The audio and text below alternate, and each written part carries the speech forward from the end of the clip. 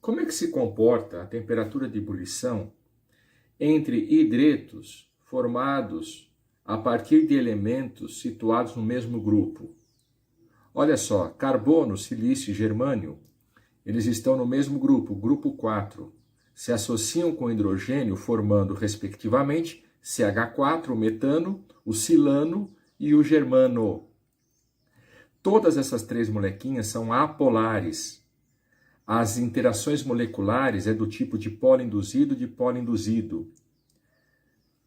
Nesse sentido, das três, a que tiver a maior massa vai exibir o maior ponto de ebulição. São todas gasosas à temperatura ambiente. Veja, a que tem o maior ponto de ebulição, o ponto de ebulição está abaixo de menos 100 graus. São todas gasosas.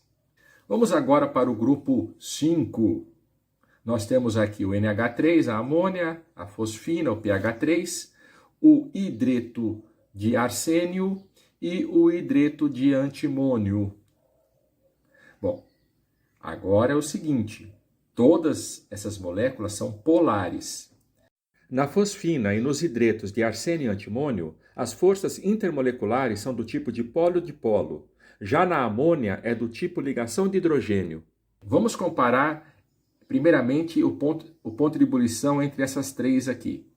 Qual exibe o maior ponto de ebulição? A mais pesada, porque o antimônio ele está num período situado mais abaixo na tabela periódica, então ele é o mais pesado. Agora, o nitrogênio, dentre esses quatro elementos, é o mais leve. Esperaríamos que, são todas polares, não são? A mais leve exibisse o ponto de ebulição, o quê? Menor. Esperado, né, entre menos 125 graus Celsius. E não é. O ponto de ebulição da amônia é por volta aí de menos 30 graus Celsius. Por quê? Porque as moléculas de amônia, entre si, elas fazem ligação de hidrogênio.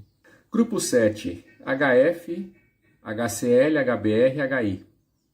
Também são todas molequinhas polares. Dipolo-dipolo é o nome da força intermolecular que ocorre nas moléculas de HCl, HBr e HI. Portanto, a mais pesada vai exibir um ponto de ebulição maior, que é o ácido iodídrico. O ácido fluorídrico, ele também é uma molécula polar e é a mais leve dentre todas. O seu ponto de ebulição era esperado aqui por volta de menos 100 graus. E não é. É acima de 0 graus Celsius. Por que ocorreu esta sensível, significativa alteração no ponto de ebulição? Do esperado para o concreto, o aferido. É porque entre as molequinhas de HF existe ligação de hidrogênio. Não é dipolo-dipolo, é ligação de hidrogênio. Agora o mais doido. H2O, H2S, H2SE e TE. Elementos do grupo 6. Do grupo 16. H2S, H2SE e H2TE são todas moléculas polares com atrações intermoleculares do tipo dipolo-dipolo. Então, a mais pesada terá o maior ponto de ebulição, tudo bem. A água também é polar. Dentre as quatro, é a mais leve. Esperaríamos que o seu ponto de ebulição fosse ali para menos 70 graus, alguma coisa assim. Não é, mais 100 graus. Por quê? Por conta de quê? Porque entre as molequinhas de água existe ligação de hidrogênio, não é dipolo-dipolo. As interações, ligação de hidrogênio são muito mais fortes. Agora, pense uma coisa. Se não houvesse ligação de hidrogênio entre as moléculas de água, a água entraria em ebulição a menos 70 graus. Ou seja, não existiria água líquida no planeta. Era tudo vapor d'água. Como que o planeta seria? Bom, não compete a mim, nesse estudo, arriscar falar alguma coisa, mas só chamar a atenção de vocês, né? Por conta das ligações de hidrogênio entre as moléculas de água, é que nós temos água líquida. Eu vim aqui no gráfico e dei um copiar e colar aqui nesta área e trouxe para cá. Bem, essas diferentes substâncias, elas têm massas moleculares muito próximas uma das outras. Por quê?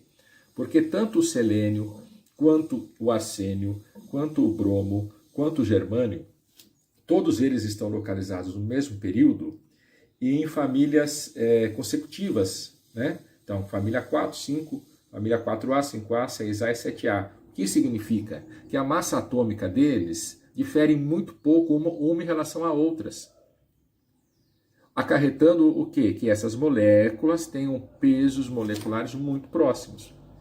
Agora, por que o germano, o gás germano, dentre todas, tem o menor ponto de ebulição? Porque é a única apolar deste grupo.